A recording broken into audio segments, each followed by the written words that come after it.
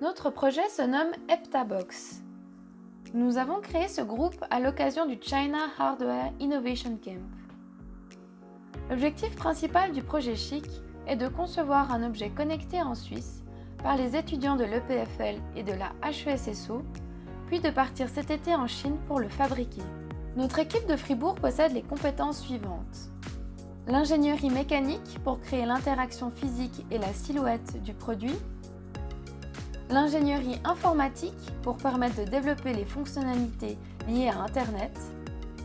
L'ingénierie électronique pour créer les liens entre la mécanique et l'informatique. Et finalement, les connaissances en économie pour s'occuper de toute la partie business du projet. Ensemble, nous avons à disposition toutes les ressources nécessaires pour mener à bien ce projet interdisciplinaire. Afin de créer notre objet connecté, nous avons utilisé la méthode du Design Thinking.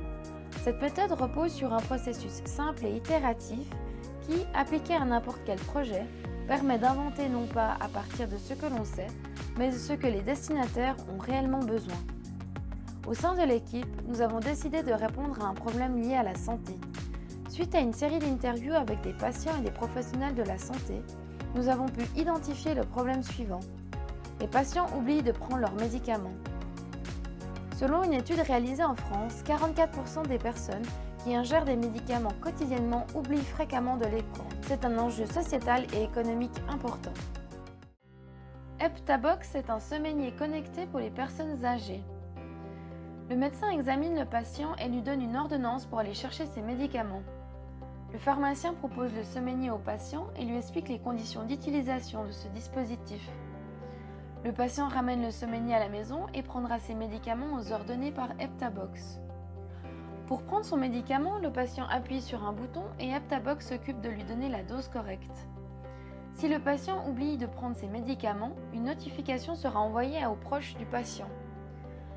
Le proche contactera le patient pour lui rappeler de prendre ses médicaments. Le médecin traitant a la possibilité d'analyser toutes les données d'utilisation des Heptabox de ses patients. Voici notre prototype. Il est actuellement en cours de développement.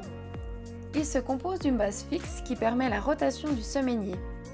Le mouvement en rotation est opéré par le moteur électrique et la transmission.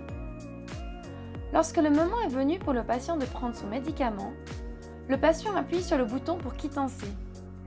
Le moteur électrique s'active et tourne pour s'aligner avec la sortie de l'appareil. Le médicament est ensuite guidé vers le récipient qui permet au patient d'ingérer facilement ses médicaments. Étant donné que le projet porte sur la distribution de médicaments, notre système doit offrir une sécurité ainsi qu'une garantie maximale à nos utilisateurs. C'est pourquoi nous avons choisi d'implanter un système de dédoublement des composants électroniques.